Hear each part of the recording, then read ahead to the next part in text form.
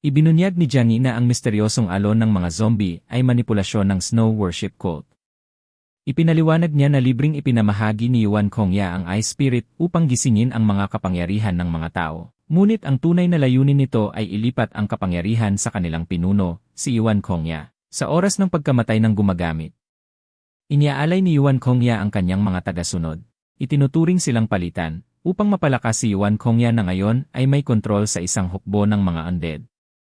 Si Xing Yixian, isang kasapi ng snow worship cult, ay itinanggi ang mga paratang na ito, sinasabing sila rin ay naging biktima ng alon ng mga zombie. Hinamon siya ni Jiang Yi, at iminungkahi na imbestigahan ang isang abandonadong gusali malapit sa St. John's Cathedral, kung saan may tumutubong blood vine na maaaring nagpapalakas sa Corpse King. Naakit ang grupo sa mungkahi, kaya't napagdesisyonan nilang tingnan ang gusali. Si Xing Yixian, na nag-aalangan, ay tumutol at ibinunyag ang kahalagahan ng blood vine sa kanilang kulto, natatakot na maaaring maagaw ito. Ang kanyang reaksyon ay nagdulot ng higit pang hinala sa koponan ng investigasyon na nagpapahiwatig ng kaugnayan ng kulto sa pagsiklab ng zombie. Napaniwala ni Jiang Yi si Xiao Honglian at Wei Dinghai, kaya't handa na silang harapin si Xing Yixian anumang sandali. Ngunit patuloy na ipinagtanggol ni Xing Yixian ang kanyang sarili at mahigpit na ipinagbawal ang sinuman na lumapit sa blood vine. Hinarap niya si Jiang Yi at sumigaw, "Niloloko mo kami. Kung gusto mo ng laban, pagbibigyan ka namin." Ang mga salita ni Xing Yixian ay nagpagising sa mga miyembro ng snow worship. Matagal na silang naghihintay ng pagkakataon upang makipaglaban at sa wakas ay dumating na ito. Sa kanilang mga sigaw ng digmaan, rumagasa sila patungo kay Jiang Yi at sa kanyang grupo. Si Jiang Yi ay nanatiling kalmado, may bahagyang ngiti sa kanyang mga labi. "Walang problema. Tapusin na natin ito." Para kay Jiang Yi, ang mga miyembro ng snow worship ay tila mga insekto lamang at handa na siyang harapin ang anumang darating. Nagbigay ng utos si Xing Yixian at bigla na lang, isang dosenang pari ang sumugod kay Jiang Yi, tulad ng isang bagyo. Tumakbo sila ng mabilis, nakatuon ang mga mata sa kanilang target. Handa na sina Jiang Yi at ang kanyang grupo, kabilang si Liang Yu, para sa ganitong uri ng sitwasyon.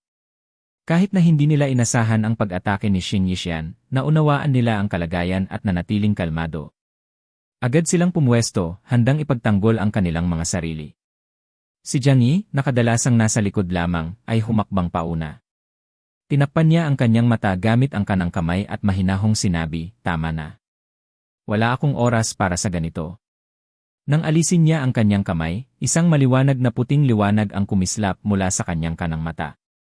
Ang mga nakatingin sa kanya ay tila nakaramdam na ang buong mundo sa kanilang paligid ay umiikot at nagbabago. Bigla, isang hindi nakikitang puwersa ang nagsimulang bumaon sa mga pari mula sa iba't ibang direksyon.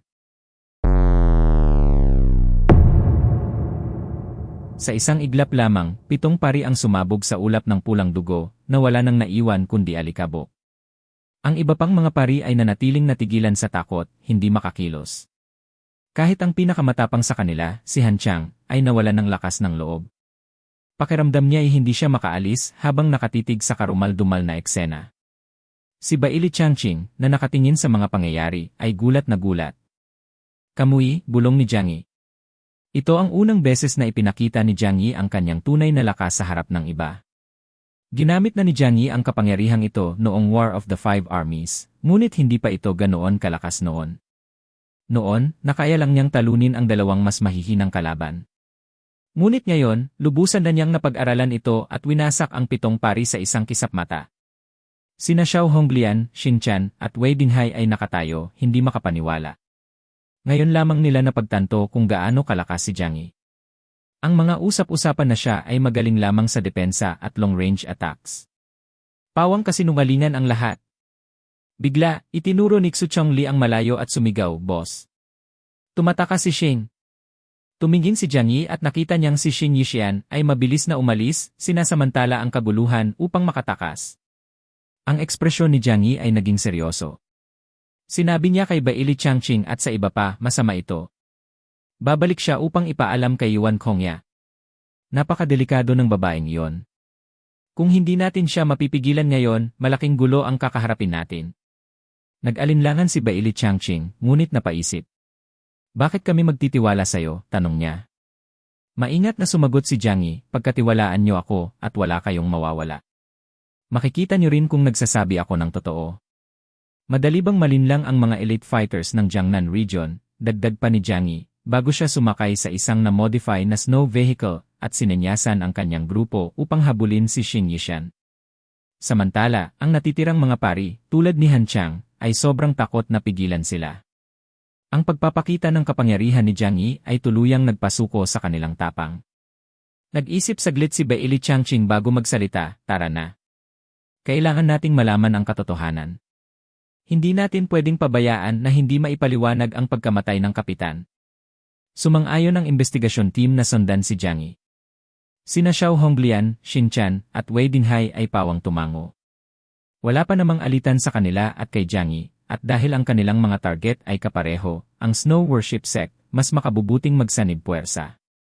Kaya't lahat sila ay kumuha ng kahit anong transportasyong mahanap at agad na sumunod sa grupo ni Jiang Yi papunta sa base ng Snow Worship Sect. Samantala, may 6 pang natitirang miyembro ng Snow Worship Sect na buhay, pinamumunuan ni Han Chang. Nang makabawi sila mula sa pagkagulat, napagtanto nilang wala na sina Jiang Yi at ang iba pa. Ano nang gagawin natin ngayon? Papunta na sila sa simbahan, sabi ng isang mutant, halata ang takot sa kanyang boses.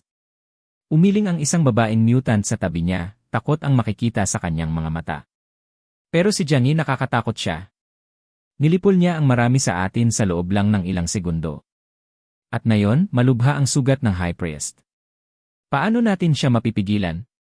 Sumigaw si Han Chang sa kanyang mga kasamahan. Utang natin lahat sa simbahan. Kung hindi dahil sa awa ng Panginoon, wala tayong mga kapangyarihan. Kailangan tayong bumalik at lumaban, anuman ang mangyari. Tumingin siya sa paligid at nakakita ng isang naiwang snow vehicle ng ibang grupo. Tumalon siya papunta rito at sumigaw, ano nang gagawin nyo? Sasama ba kayo o iiwan nyo ako? Nagtinginan ang mga pari, nag-aatubili. Sa huli, 2 sa kanila ang nagdesisyong sumama kay Han Chang, handang harapin sina Jiang Yi at ang iba pa. Ang natitira ay nagpasya na umalis, natatakot na harapin ang galit ni Jiang Yi. Tiningnan sila ni Han Chang ng malamig ngunit wala ng oras para makipagtalo. Pinatakbo niya ang makina ng snow vehicle at mabilis na umalis.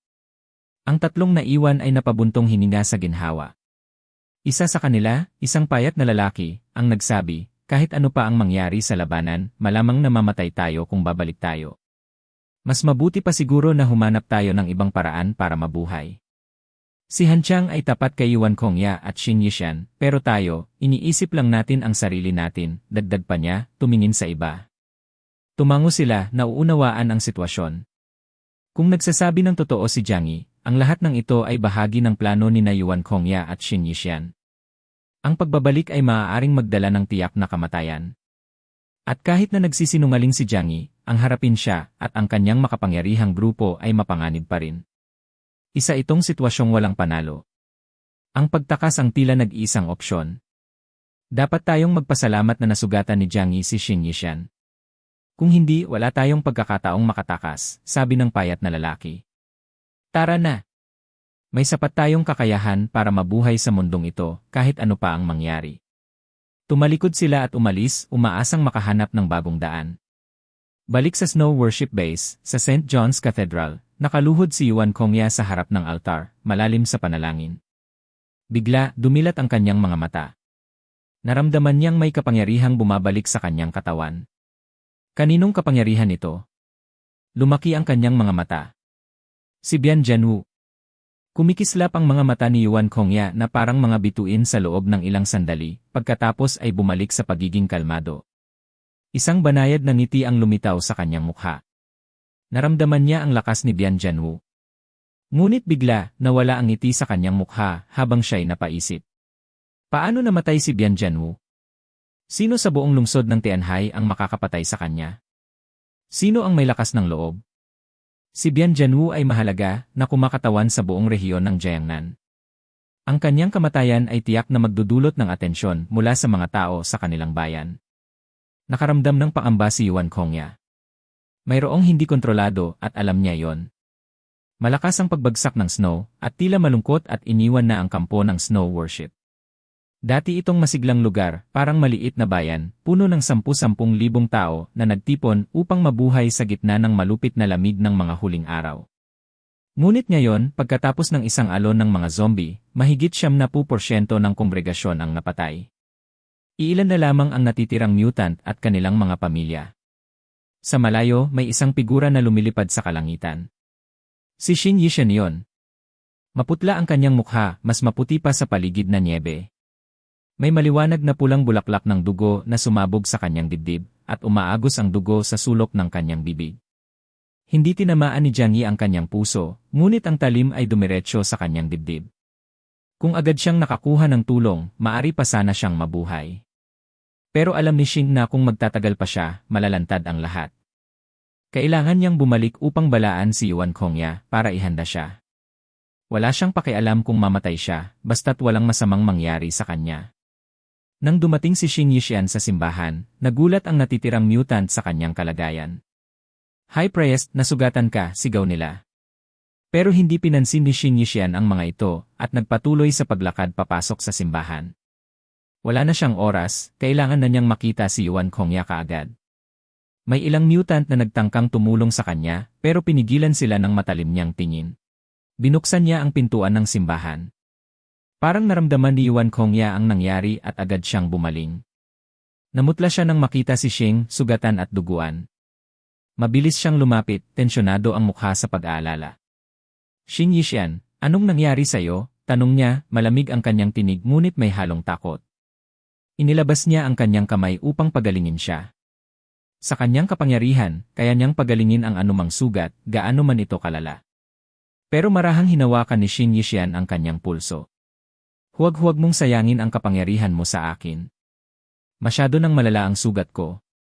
Mawawala ang masyadong malaking bahagi ng kapangyarihan mo para mailigtas ako. Paparating na ang panganib.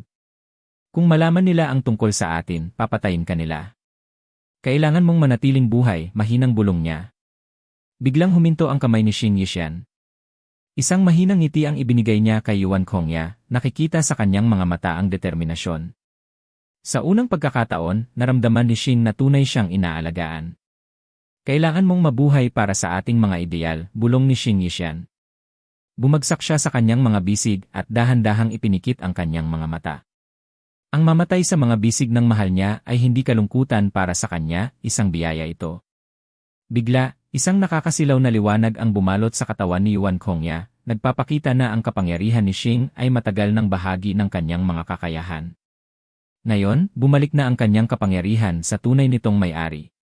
Hindi nagtagal, dumating sina Jiang Yi at ang kanyang grupo sa kampo ng Snow Worship. Huminto sila sa isang abandonadong gusali sa tabi nito.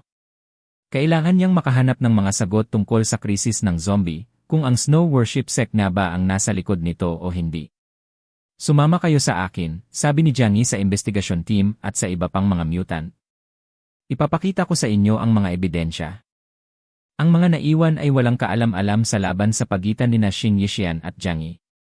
Nang makita nila ang mga sugat ni Xing Yishan, agad nilang tinanong ng may kaba, "Anong nangyari sa aming high priest?" Hindi sila pinansin ni Jiang Yi, nakatingin siya sa mga nakabukas na pintuan ng St. John's Cathedral. Alam niyang si Xing ay nagpunta upang makita si Yuan Kongya. Pero mahigpit ang mga tagapagbantay ni Yuan, kaya't delikado kung aatake sila ng diretsyo. Hindi naman talaga siya nais umatake. Walang nakakaalam kung gaano kalakas si Yuan Kongya o kung anong mga kapangyarihan ang taglay niya. Napakadelikado. Pinangunahan ni Jiang Yi ang kanyang grupo patungo sa simbahan. Huminto sila sa isang abandonadong gusali sa tabi nito. Kailangan niyang malaman ang totoo tungkol sa krisis ng zombie, kung ang Snow Worship sect nga ba ang nasa likod nito. "Sumama kayo sa akin," sabi ni Jiang Yi sa investigasyon team at sa iba pang mga mutant. "Ipakikita ko sa inyo ang ebidensya." Pinangunahan niya sila papasok sa abandonadong gusali, kung saan sinubukan ng isang mutant guard na pigilan sila. "Tigil! Bawal ang lugar na ito," ngunit bago pa niya matapos ang sinasabi, biglang lumitaw si Kong Sheng na parang multo at hinawakan ang liig ng bantay, itinulak siya sa dingding. Tumirik ang mga mata ng bantay bago mawalan ng malay. Nagpatuloy sina Jiang Yi at ang iba pa sa loob ng gusali. Puno ito ng kakaibang pulang liwanag, at ang mga pader ay nababalot ng mga makakapal na pulang baging na kumakawing na parang halimaw na halaman. Bagamat tanghaling tapat, naghatid ng kilabot ang tanawin. Nakabitin ang mga katawan mula sa kisame at pader, mga alaala ng malupit na digmaan na kumuha ng halos 10,000 buhay. Ang mga bangkay na ito ay naging pagkain ng mga blood vines, mas nagpapadama ng kasuklam-suklam sa lugar. Nanginig si Xiao Honglian. Nasaan ang ebidensyang sinasabi mo? Tanong niya kay Jiang Yi, nakatingin sa mga tuyong bangkay. Para silang mga tuyong balat, walang bakas ng zombie virus. Lumakad si Jiang Yi, kalmado ngunit matatag ang boses. Noong una, nagduda rin ako. Sinuri namin ang mga bangkay at ang blood vines, pero wala kaming nakita na nagpapahiwatig ng virus ng zombie. Tumingin siya sa paligid ng grupo. Pero napagtanto ko, iyon mismo ang gusto nilang paniwalaan natin. Kung nagtatago sila ng isang malaking lihim, hindi nila tayo hahayaan basta na lang mag-usisa. Nagtinginan ang grupo, halatang hindi mapakali. Lahat sila ay palihim nang nagpunta rito dati, nagtatangkang maghanap ng sagot. Huminto sila sa harap ng isang napakalaking blood vine na parang tumutusok sa kalangitan. Nakaturok ito ng malalim sa lupa at umabot sa buong gusali, ang mga sanga nito ay bumalot sa bawat sulok. Ang mga zombie ay mas gusto ang madilim at mamasa-masang lugar sa ilalim ng lupa, patuloy ni Jiang Yi. Diyan tumutubo ang virus.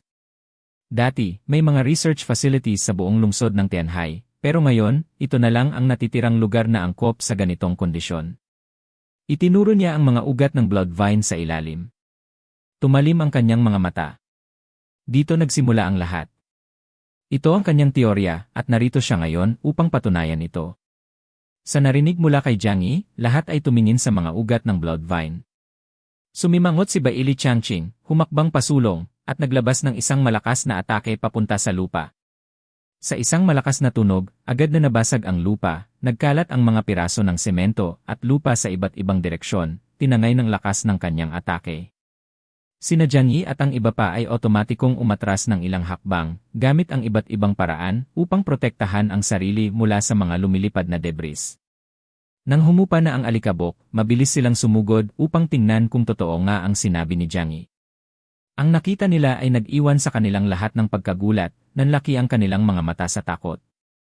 Ang mga ugat ng blood vine ay kumalat ng malayo at malawak, sinakop ang napakalaking bahagi ng lupa.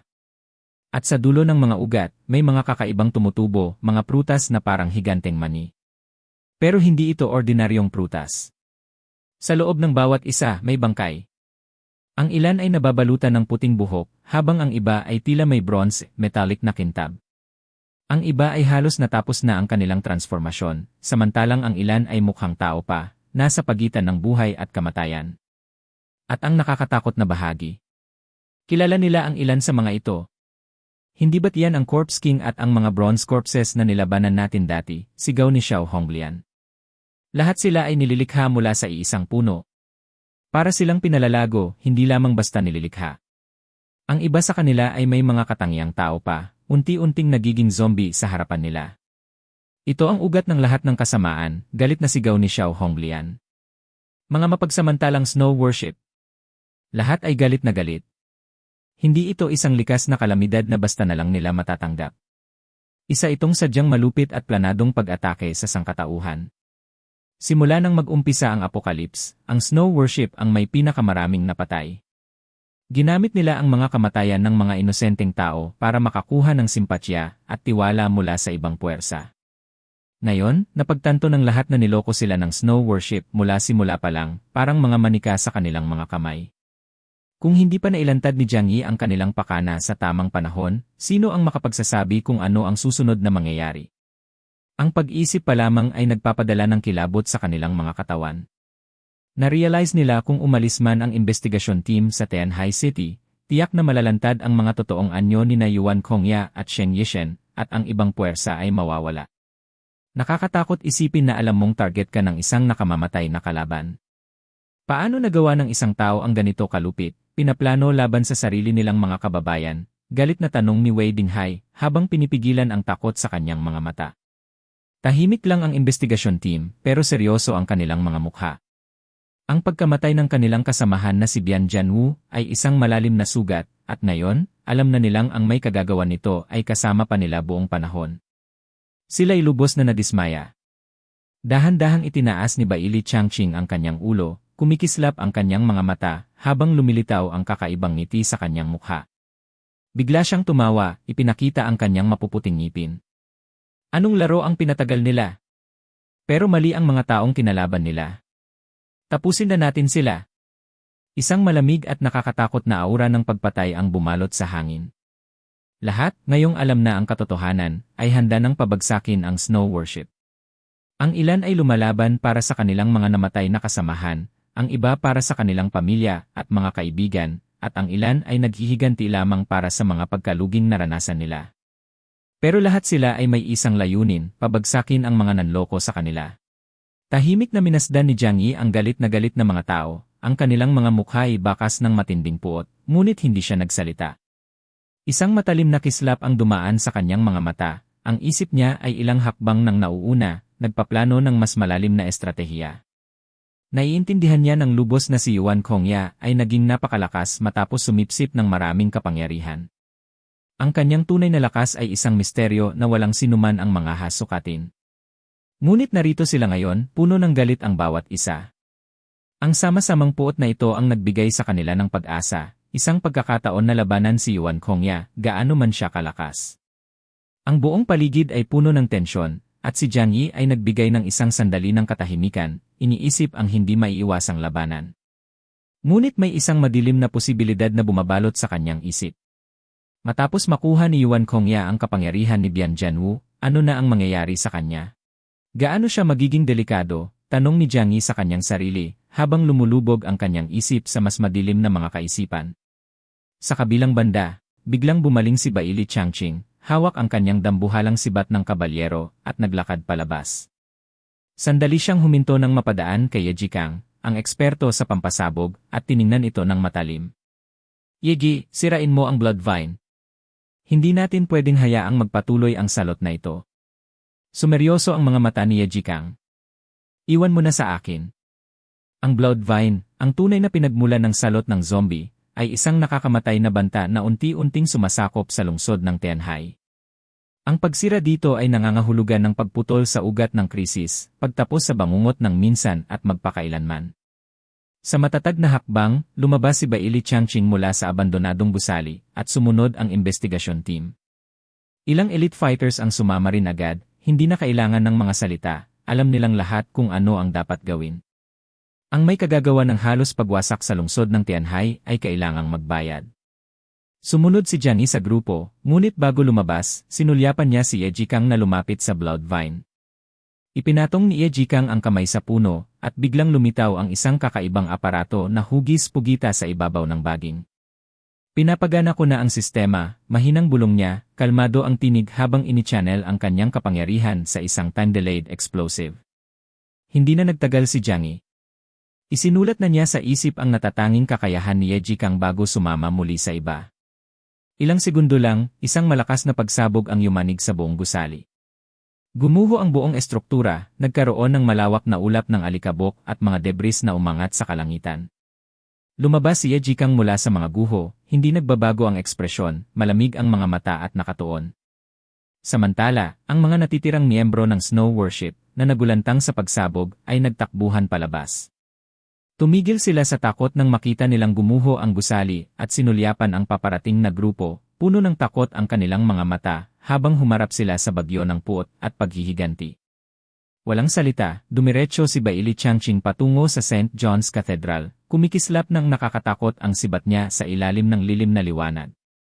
Ilan sa mga miyembro ng Snow Worship, desperadong ipagtanggol ang kanilang santuwaryo, ay humakbang pasulong, nanginginig ang mga boses. Kung gusto niyong makita ang Panginoon, kailangan niyo ng pahintulot, sigaw ng isa, nanginginig ang boses. Isang napakalaking anino ang kumilos ng mabilis, at sa isang iglap, ang mga nagtangkang humarang ay naging mga mansa ng dugo sa pader. Halos hindi nakita ni Jiang Yi ang nangyari, tapos na agad ito, napakabilis kahit para sa matalim niyang mga mata. Ilang segundo lang, nagkabasag-basag ang mga pader ng isang malayong gusali, iniwan ang mga daan na puno ng bahid ng dugo. Parang isang dambuhalang kamay ang dinurog ang lahat sa daraanan nito. Kasama ni Jiang Yi, mahina at may pagtataka na bumulong si Liang Yu, hindi ka panipaniwala ang lakas ni Baili Changqing, 3 beses na mas malakas kaysa kay Ling Feng. Siguro higit pa. Para kay Jiang Yi, si Ling Feng ang halimbawa ng pagiging perpekto, isang balanseng mandirigma, walang katumbas sa bilis, lakas, at liksi.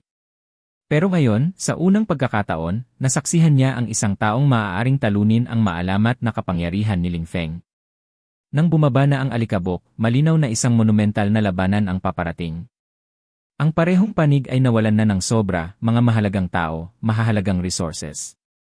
Hindi na ito simpleng laban lang, isa na itong salpukan ng mga kapalaran, pinapagana ng paghihiganti at desperasyon. Alam ni Jiang Yi na ang ilan, tulad niya, ay lumalaban hindi lang para manalo kundi para protektahan ang isang marupok na kapayapaan. Ramdam ang tensyon sa labas ng katedral, parang busog na sobrang higpit ng pagkakatali, handa nang bumigay. Ilan na lang sa pinakamalalakas na mandirigma ng snow worship at ang kanilang pinakamasugid na mga tagasunod ang natitira. Karamihan sa mga sibilyan ay nagtago na sa kanilang mga bahay, takot na tumingin man lang sa labas. Ngunit si Li Jin ay hindi nagtago. Nakapwesto siya sa tabi ng kanyang bintana, yakap ang kanyang asawa, ang kanyang mga matay nagliliyab habang pinapanood ang kaguluhan sa ibaba. Nakita mo ba yon, anak, mahina niyang bulong. Ipinaghiganti ka na ni Daddy. Tapos na ang monster na si Yuan Kongya. Sa labas, pinangunahan ni Baili Changqing ang paglusob, kasama sina Xiao Honglian at higit sa 30 makapangyarihang mutant sa kanyang tabi. Nagpatuloy sila patungo sa naglalakihang pintuan ng simbahan na may mga banal na simbolo, ngunit walang sinumang kumilos upang umatake. Humakbang si Wudi, ang kanyang katawan ay nagliliwanag ng kapangyarihan habang ang isang napakalaking sphere ng liwanag ay bumalot sa kanya. Sa biglaang kilos, inihagis niya ang kanyang enerhiya na parang kanyon, binasag ang pintuan ng katedral sa isang nakakasilaw na pagsabog. Nang humupa ang alikabok at mga piraso ng kahoy, natutok ang tingin ni Jiang Yi sa loob. Naroon, sa gitna ng mga basag na labi ng santuwaryo, si Yuan Kongya ay nakaluhod sa mga hagdan sa ilalim ng altar, yakap ang walang buhay na katawan ni Sheng Yishen. Ang mabangis na atake ni Wudi, ilang segundo bago tumama, ay napigilan ng isang hindi nakikitang puwersa. Nang makita ito, baka sa mukha ni Wudi ang galit. Para sa kanya, si Bian Zhenwu ay higit pa sa isang bayani, siya ay isang mentor, isang ama. Ang pagkawala niya ay isang sugat na hinding-hindi maghihilom. Papatayin kita, sigaw ni Wudi, galit na galit habang daan-daang nagliliwanag na orbs ang lumitaw sa paligid niya, bawat isa'y umaalingaw-ngaw ng destruktibong enerhiya. Pinalabas niya ang mga ito na parang ulan ng apoy, isang walang tigil na unos ng liwanag at kapangyarihan, bawat isa ay naglalayong puksain ang lahat sa daraanan nito. Sa wakas, tumingala si Yuan Kongya, ang kanyang mga matay malamig at matigas, parang isang sinaunang blazer, naglalagablab ng malalim, hindi mapigilang puot. Ang huling taong pinagkatiwalaan niya ay wala na. At ngayon, wala nang balikan. Hanggang dito na muna magtatapos ang ating kwento para sa araw na ito. Maraming salamat sa inyong panunood. Layunin kong isalin sa ating salitang Tagalog ang Global Freeze hanggang sa pinakabagong episode. Huwag kalimutang i-click ang subscribe button at i-on ang notification bell para hindi niyo ma-miss ang mga updates. Babalik ako bukas para sa isa pang kapanapanabik na episode. Hanggang sa muli, ingat kayo at tandaan, ang lahat ng problema ay may solusyon, at wag mo nang paabutin pa sa Rafi Tulfo in action.